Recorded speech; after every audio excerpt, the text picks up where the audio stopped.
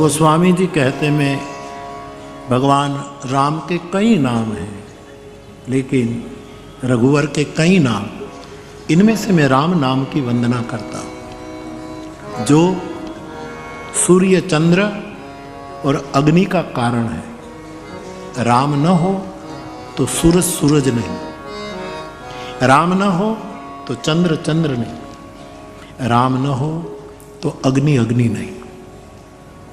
भगवान राम सूर्य वंश में आए, इसलिए सूर्य की महिमा और बढ़ गई राम के कारण। राम शब्द के साथ चंद्र लग गया, इसलिए रामचंद्र का जय जयकार हुआ।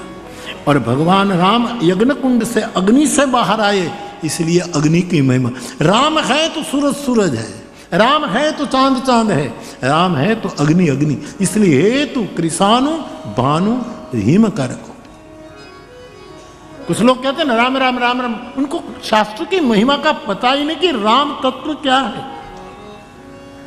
तुलसीदास जी कहते हैं ओमकार स्वरूप, एक और आप ओम बोलो, प्रणव का उच्चार करो, और एक और राम बोलो, बिल्कुल एक है, जो जिसकी रुचि। हेतु कृषाणु भानु हिम करको, विधि हरिहर मई वेद प्राण सो। राम वेद का प्राण है। राम तत्व न हो तो वेद निष्प्राण हो जाए। राम के कारण वेद। राम नाम ब्रह्मा विष्णु महेश। ब्रह्मा जैसे सृष्टि का सर्जन करे, विष्णु पालन करे, शिव जी जो अनावश्यक है उसका निवारण करे। भगवान राम हमारे हृदय में सत सृष्टि का निर्माण करते हैं। भगवान राम का नाम विष्णु बनकर हमारी सत्वशीलता का पोषण करता है, और भगवान राम हमारे हृदय में शिव बनकर अनावश्य, जो जरूरी नहीं है, ऐसे विषय और विकारों का समापन करते हैं। ऐसा है राम तत्व। जिसको जगत में प्रथम पूज्य होना है, वो राम नाम का आश्रय करे। दृष्टांत सहित तुलसीदास जी ने बताया। यद्यपि गणेश की इच्छा नहीं थी कि प्रथम पूज्य हो, लेकिन अब सब देवता स्पर्धा में निकले कि दुनिया में पहले पूजा किसकी हो, तो गणेश को भी जाना पड़ा। और उसने केवल जमीन पर राम लिख करके एक परिक्रमा कर ली, वो जगत में आज तक प्रथम पूज्य रहे। तो इसका मतलब ये हो सकता है जिसको सबसे ज्यादा हमें पहले सम्मान मिले, इस सम्मान की जिसको ख्वाहिश है, वो भी राम नाम जपे, उसको शाश्वत सम्मान मिलेगा। तुलसी को मिला कि नहीं? शाश्वत। वाल्मीकि को मिला कि नहीं? शाश्वत। तुकाराम भगवान को मिला कि नहीं? शाश्वत। गुरु नानक देव को मिला कि नहीं? शाश्वत। ज्ञानेश्वर माउली को मिला? सबने नाम का आश्रय किया साहब, और शाश्वत को प्राप्त किया।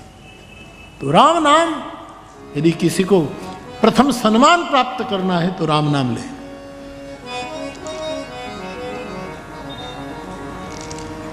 मेरा एक फ्लावर, उसको कैंसर का वो हुआ, तो मुझे फ़ोन आया कि बापू ऑपरेशन करना है। तो मैंने कहा कि हमें बेहोश करके ऑपरेशन मत करना।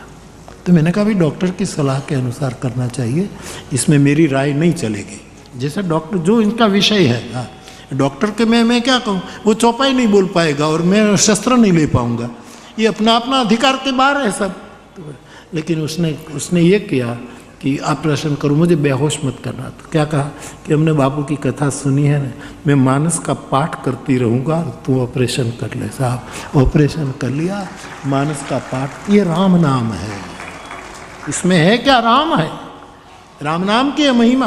काशी नरेश के बारे में भाई यही तो घटना घटी थी ना, उसको जो हड्डी का ऑपरेशन करना था, उसने कहा कि मुझे बेहोश मत करना, मुझे भगवत गीता दे दो, मैं भगवत गीता का पाठ करूंगा और काट लो।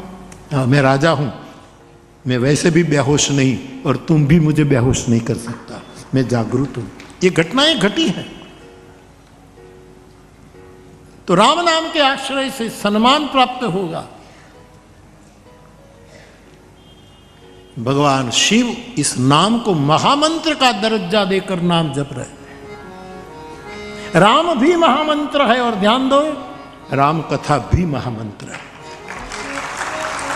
जो लोग साहित्य लोग कहते, मैं कबूल करूँ जरूर कि राम कथा, रामचरितमानस से महाकाव्य, सब साहित्य की दृष्टि से बराबर है, महाकाव्य, इसको मैं स्वीकार करूं। लेकिन ये आधा परिचय है। रामचरितमानस केवल महाकाव्य नहीं है, ये महामंत्र है, ये पूरा महामंत्र है। राम नाम और राम कथा महामंत्र है। राम नाम को महामंत्र समझकर भगवान शिव काशी में निरंतर इस महामंत्र का जप करते हैं और काशी मुक्ति हेतु उपदेश, सबको मुक्ति का उपदेश राम नाम के द्वारा देते हैं। ये राम नाम की महिमा है। आदि कवि वाल्मीकि जी उल्टा नाम बोले, मरा मरा बोले, सिद्ध नहीं शुद्ध हो गए। माताओं को पातिव्रत्य धर्म की 80 धारा पर चलना है तो राम नाम का जप करें। पार्वती विष्णु सहस्त्र नाम का जप करती थी मां भवानी। कभी कभी घर के कार्य में विलंब हो जाता था। शिव जी ने कहा, आप देवी विलंब करती है, क्या तुम्हारा नियम है? बोले, मैं 1000 बार विष्णु सहस्त्र नाम का। बोले, आप ऐसा करो, एक बार राम बोलो ना तो सहस्त्र नाम के बराबर हो जाएगा। तब से पार्वती राम मंत्र का जप करने लगी और पातिव्रत्य धर्म की खड़क धारा पर चलकर जगत में पातिव्रत्य धर्म की आचार्य बन गई। भगवान शिव ने खुद अनुभव किया कि राम शब्द को लेकर विष पान किया तो कालकूट विष अमृत का फायदा करा गया। कालकूट फल दीन नाम। तो मेरे भाई बहन, जीवन की विषम परिस्थिति में राम को पकड़ो। सम्मान चाहिए तो राम को पकड़ो। शुद्ध रहना है, राम को पकड़ो। माताओं को अपने उत्तरदायित्व में खरे उतरना है, राम नाम का जप करो। तुलसीदास जी लिखते हैं, त्रेता युग में अवतार लेकर भगवान राम ने जो जो लीलाएं की है वो आज कलयुग में प्रभु का नाम कर रहा है। आज हमारे सामने राम नहीं है, लीला करने वाला राम हमारे सामने प्रत्यक्ष नहीं है, आज उनका नाम हमारे पास प्रत्यक्ष है। राम ने एक ताड़का का उद्धार किया, एक अहल्या का उद्धार किया। भगवान के नाम ने जगत में कोटि कोटि जड़मती को चेतना प्रदान की। भगवान राम ने एक बार और एक शिव धनुष तोड़ा, लेकिन उसके नाम ने कई साधकों के अहंकार को तोड़ डाला। भगवान राम ने शबरी, गीद ऐसे लोगों को अपनी शरण में रखा और आज नाम अनेक गरीब नवाजे लोक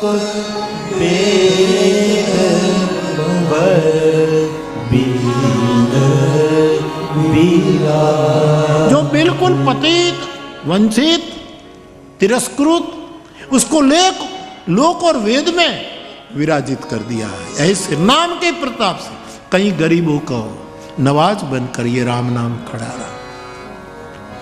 भगवान राम ने बंदर भालुओं को इकट्ठा करके सेतु बनाया। भगवान का नाम हमारे लिए भव सिंधु को गोपद जल की तरह बना देता है और हम स्वयं पार हो जाते हैं। भगवान राम ने राम राज्य की स्थापना की। आज प्रभु का नाम हमारे अंतर मन में प्रेम राज्य की स्थापना करता है। तो राम नाम की बहुत मैं बार बार कहता हूँ इतने सालों से कि आपको अपने गुरु ने कोई नाम दान दिया हो वो छोड़ना मत। आपके गुरु ने कोई मंत्र दिया हो प्लीज़ छोड़ना मत। हमारे ब्रह्मलीन पूज्यपाठ डोंगरे जी बापा कहा करते थे, भागवत के समर्थ महापुरुष, वो कहते थे कि 3 वस्तु कभी बदलनी नहीं। एक, मंत्र कभी बदलना नहीं। गुरु ने जो मंत्र दिया, जो नाम दिया, वो पकड़े रखो, मंत्र बदलना नहीं। दूसरा, मूर्ति बदलनी नहीं। अपने इष्ट देव की जो मूर्ति हम रखते हो, जो देव हो मुबारक, उसको बदलना नहीं। और खो जाए, टूट जाए, एक बात और है, बाकी मूर्ति बदल। दूसरे के पास अच्छी मूर्ति है तो लाओ, हटापटा करिए, नहीं, हटापटा धंधा में कर, हमारा धंधा में कर। तो मूर्ति नहीं बदलो, मंत्र मत बदलो। और माला, नानी छोटी माला या बड़ी माला, बैरखा या कोई माला कभी